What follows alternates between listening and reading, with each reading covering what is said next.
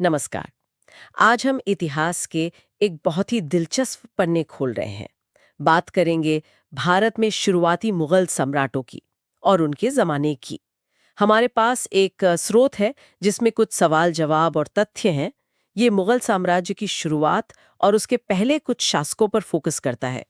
तो आज हम सिर्फ इन तथ्यों को पढ़ेंगे नहीं, बल्कि समझने की कोशिश करेंगे कि ये शासक कौन थे, क्या मुश्किलें आई उनके सामने, क्या कामयाबियां मिली और उनका असर क्या रहा। देखते हैं ये स्रोत हमें क्या बताता है। बिल्कुल। और इस बातचीत से हमें ये समझने में मदद मिलेगी कि ये इतना बड़ा साम्राज्य कैसे बना, गद्दी के लिए कैसे लड़ाइयाँ हुईं और उनकी नीतियाँ क्या थीं, मतलब जिनका असर आगे चलकर भारत पर पड़ा। ये तथ्य एक तरह से उस दौर की कहानी के ज़रूरी हिस्से हैं। बढ़िया। तो कहानी शुरू करते हैं बाबर से। स्रोत साफ कहता है कि 1526 में बाबर ने भारत में मुगल साम्राज्य की नींव रखी। और 1526 यही वो साल है जब पानीपत की पहली लड़ाई हुई थी। हाँ बिल्कुल, पानीपत की पहली लड़ाई ये बहुत अहम लड़ाई थी। ये बाबर और उस वक्त दिल्ली के सुल्तान इब्राहिम लोधी उनके बीच हुई थी और स्रोत के मुताबिक बाबर ने लोधी को हरा दिया। जानकारी ये भी है कि बाबर फरगना से था, मतलब आज के उज़्बेकिस्तान से, और वो तैमूर का वंशज था। अच्छा। लेकिन एक चीज जो इस स्रोत से साफ उभरती है, जिसने शायद जीत में बड़ी भूमिका निभाई, वो था बाबर का तोपों का इस्तेमाल करना। तोपें उस जमाने में? हाँ, ये उस समय की भारतीय सेनाओं के लिए बिल्कुल नई बात थी। एक तरह का कह सकते हैं बड़ा तकनीकी फायदा था बाबर के पास। ये तो वाकई गेम चेंजर रहा होगा। अच्छा, स्रोत में बाबर की आत्मकथा तुज़ुक-ए बाबरी का भी जिक्र है। हाँ, बाबरनामा भी कहते हैं उसे। और फिर 1530 में उसकी मौत हो गई। तो बाबर ने नींव तो रख दी, लेकिन उसके बेटे हुमायूं के लिए रास्ता आसान नहीं था, है ना? बिल्कुल नहीं। हुमायूं को गद्दी तो मिली, पर उसका शासनकाल मतलब बहुत उथल-पुथल वाला रहा। जैसा स्रोत बताता है, उसका सबसे बड़ा दुश्मन था शेरशाह सूरी, सूरी वंश का। शेरशाह सूरी, हाँ। शेरशाह ने हुमायूं को हराया, बुरी तरह हराया, इतना कि हुमायूं को भारत छोड़कर फारस जाना पड़ा पनाह लेने के लिए। ओह, तो मतलब साम्राज्य शुरू होते ही खतरे में पड़ गया था। हाँ, एक तरह से अस्तित्व का संकट था वो। तो फिर हुमायूं वापस कैसे आया? स्रोत कहता है कि वो लौटा और 1555 में दिल्ली पर फिर से कब्जा कर लिया। हाँ, उसने हिम्मत नहीं हारी। लौटा, दिल्ली वापस जीती। लेकिन फिर किस्मत देखिए, जीत के बस कुछ ही वक्त बाद दिल्ली में अपनी ही लाइब्रेरी की सीढ़ियों से गिरकर उसकी मौत हो गई। हाँ, ये बड़ी अजीब बात है। इतिहास में ऐसी चीजें हो जाती हैं। पर इस बीच जब हुमायूं बाहर था, शेरशाह सूरी ने सिर्फ 5 साल ही राज किया, लेकिन कुछ बड़े जबरदस्त सुधार किए। स्रोत में जिक्र है डाक व्यवस्था का, सड़कों का, खासकर ग्रैंड ट्रंक रोड को ठीक करवाने का।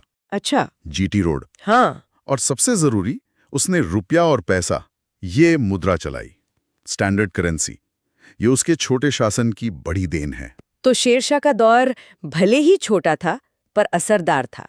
खैर, हुमायूं की मौत के बाद आया उसका बेटा अकबर 1556 में। स्रोत कहता है कि तब अकबर की उम्र बहुत कम थी, कोई 13-14 साल। उसके संरक्षक थे बैरम खान। हाँ, बैरम खान ने शुरू में कमान संभाली। और अकबर को आते ही पानीपत की दूसरी लड़ाई लड़नी पड़ी, इस बार हेमू के खिलाफ। सही कहा। अकबर का शासनकाल तो मुगल इतिहास का एक कह सकते हैं सुनहरा दौर माना जाता है। ये स्रोत हमें बताता है कि उसका जन्म अमरकोट सिंध में हुआ था, जब हुमायूं मुश्किलों में था। अकबर ने अपनी राजधानी फतेहपुर सीकरी बनाई। उसे बड़े शौक से बनवाया था उसने। फतेहपुर सीकरी, हाँ। पर अकबर की शायद सबसे बड़ी पहचान उसकी धार्मिक नीति है, सुलह-ए-कुल। सुलह-ए-कुल मतलब सबके लिए शांति। ये उस जमाने के हिसाब से बहुत बड़ी बात थी। सहिष्णुता, आपसी सम्मान पर जोर देना। इसी सोच के तहत उसने फतेहपुर सीकरी में इबादत खाना बनवाया था। इबादत खाना? वहां क्या होता था? वहां अलग अलग धर्मों के जानकार, विद्वान आते थे, चर्चा करते थे, बहस करते थे। अकबर सबकी सुनता था। उसने एक नया विचार भी दिया था, दीन-ए इलाही। हालांकि वो बहुत ज्यादा चला नहीं। पर यहाँ एक बहुत हैरान करने वाली बात स्रोत बताता है कि अकबर पढ़ा लिखा नहीं था, निरक्षर था। हाँ, ये सच है। ये कैसे हो सकता है? उसी के दरबार में तो नौरत्न थे, इतने काबिल लोग। हाँ, बीरबल थे, राजा टोडरमल थे। बीरबल अपनी हाजिर जवाबी के लिए मशहूर, और टोडरमल ने तो जमीन के बंदोबस्त में कमाल का काम किया है ना? बिल्कुल। राजा टोडरमल की जो लगान व्यवस्था थी, जब्ती या दहसाला सिस्टम, उसने साम्राज्य को आर्थिक रूप से बहुत मजबूत किया। तो एक अनपढ़ शासक और इतना सफल प्रशासन? यही अकबर की खूबी थी शायद। किताबी ज्ञान नहीं, पर लोगों को परखने की, सही सलाहकार चुनने की और व्यवहारिक समझ उसमें जबरदस्त थी। और जैसा आपने कहा, स्रोत ये भी बताता है कि अकबर के लंबे राज में विद्रोह बहुत कम हुए। हाँ, ये भी लिखा है। इसका कारण शायद टोडरमल की व्यवस्था और सुलह कुल की नीति दोनों ही थे। लोगों को लगा कि उनके साथ न्याय हो रहा है। तो अकबर ने एक मजबूत बुनियाद रखी। उसके बाद आया उसका बेटा जहांगीर। स्रोत जहांगीर की पत्नी नूरजहां का जिक्र करता है, लेकिन ये साफ करता है कि वो उसकी मां नहीं थी। ये गलतफहमी आम है। हाँ, नूरजहां बहुत प्रभावशाली थी, लेकिन वो जहांगीर की पत्नी थी। जहांगीर के समय की एक अहम घटना जिसका जिक्र स्रोत में है, अंग्रेज दूत सर थॉमस रो को भारत में व्यापार की इजाजत देना। हाँ, और ये इजाजत आगे चलकर इसका कितना बड़ा असर हुआ, ये तो हम सब जानते हैं। इसने अनजाने में ही भारत में ब्रिटिश दखल का रास्ता खोल दिया।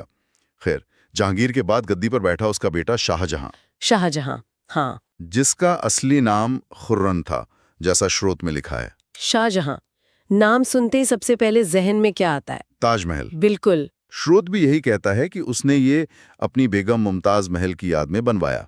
एक लाजवाब इमारत। हाँ, दुनिया के अजूबों में से एक। लेकिन सिर्फ ताजमहल ही नहीं। नहीं, बिल्कुल नहीं। उसने दिल्ली में लाल किला भी बनवाया और राजधानी वापस आगरा से दिल्ली ले आया, शाहजहानाबाद। तो उसका दौर वास्तुकला आर्किटेक्चर का गोल्डन पीरियड माना जाता है। हाँ, मुगल वास्तुकला का स्वर्ण युग। ताजमहल, लाल किला, जामा मस्जिद, ये सब उसी दौर की देन है। बेजोड़ इमारतें। ये इमारतें सिर्फ पत्थर नहीं है, ये उस वक्त की कला, संस्कृति, ताकत सबका प्रतीक है। लेकिन इतनी शानो शौकत के पीछे कुछ और भी चल रहा था। हाँ, दिक्कतें शुरू हो रही थीं, खासकर उत्तराधिकार को लेकर। मतलब अगला बादशाह कौन बनेगा? हाँ, उसके बेटों के बीच तख्त के लिए लड़ाई छिड़ गई। स्रोत बताता है दारा शिकोह और औरंगजेब के बीच। बिल्कुल, ये दो मुख्य दावेदार थे और उनके बीच बहुत भयानक खूनी संघर्ष हुआ। और जीता कौन? औरंगजेब। हाँ, आखिरकार औरंगजेब जीता। उसने अपने भाइयों को रास्ते से हटाया और यहां तक कि अपने पिता शाहजहां को कैद कर लिया। शाहजहां को कैद कर लिया? हाँ, आगरा के किले में, और खुद बादशाह बन गया। ओह! और स्रोत कहता है कि औरंगजेब ने बहुत लंबा राज किया, करीब 50 साल। हाँ, लगभग आधी सदी। उसका शासनकाल लंबा जरूर था, लेकिन उसकी नीतियां वो अकबर से बहुत अलग थीं और काफी विवादित भी रहीं। कैसे? स्रोत क्या कहता है? स्रोत बताता है कि उसने जजिया कर फिर से लगा दिया। जजिया, ये वही टैक्स है जो गैर मुसलमानों पर लगता था। हाँ, वही। जिसे अकबर ने हटा दिया था अपनी सुलह कुल नीति के तहत। औरंगजेब ने उसे वापस लागू कर दिया। तो ये एक बड़ा बदलाव था। बिल्कुल, इसे उसकी ज्यादा कट्टर धार्मिक नीति का संकेत माना जाता है। स्रोत ये भी कहता है कि वो संगीत के सख्त खिलाफ था। संगीत के खिलाफ? मतलब दरबार में गाना बजाना बंद करवा दिया? हाँ, दरबारी संगीत पर पाबंदी लगा दी थी। अच्छा। तो उसका लंबा शासन 1707 में खत्म हुआ। हाँ, 1707 में उसकी मौत हुई। तो ये थी बाबर से लेकर औरंगजेब तक मुगल साम्राज्य के शुरुआती दौर की एक झलक। मतलब साम्राज्य की नींव कैसे पड़ी, कैसे फैला, क्या बड़े काम हुए, क्या नीतियां बदली, क्या झगड़े हुए, ये सब हमें स्रोत से पता चला। हाँ, एक तरह से हमने उस पूरे दौर का एक चक्कर लगा लिया। तो इस पूरी जानकारी को अगर देखें तो एक बड़ी दिलचस्प तस्वीर बनती है। एक तरफ बाबर की हिम्मत और सैन्य दिमाग है जिसने शुरुआत की, दूसरी तरफ हुमायूं का संघर्ष, हार और फिर वापसी। फिर अकबर आता है, एक बड़ा नजरिया लेकर, सबको साथ लेकर चलने की कोशिश, एक मजबूत ढांचा बनाना। बिल्कुल। फिर शाहजहां का दौर, कला और इमारतों पर जोर। और आखिर में औरंगजेब का लंबा राज, लेकिन ज्यादा सख्त और जिस पर सवाल भी उठते हैं। सही कहा, हर बादशाह की अपनी पहचान, अपनी छाप है। और ये साफ दिखता है कि गद्दी की लड़ाई, जंग, समझौते, बदलती हुई धार्मिक सोच, नए प्रशासनिक तरीके, ये सब चीजें मिलकर उस जमाने को बना रही थीं। स्रोत के ये जो तथ्य है ना, ये हमें इन उलझी हुई चीजों की एक बुनियादी पर जरूरी समझ देते हैं। ये सिर्फ नाम या साल नहीं है, ये उस वक्त के समाज और सियासत की झलकियां हैं। और ये सोचना कितना दिलचस्प है कि कैसे बस कुछ लोगों के फैसले, उनकी सोच, उनकी इच्छाएं न सिर्फ एक साम्राज्य का रास्ता तय करती हैं, बल्कि पूरे भारतीय उपमहाद्वीप के इतिहास पर इतना गहरा असर डाल जाती हैं। बिल्कुल सही।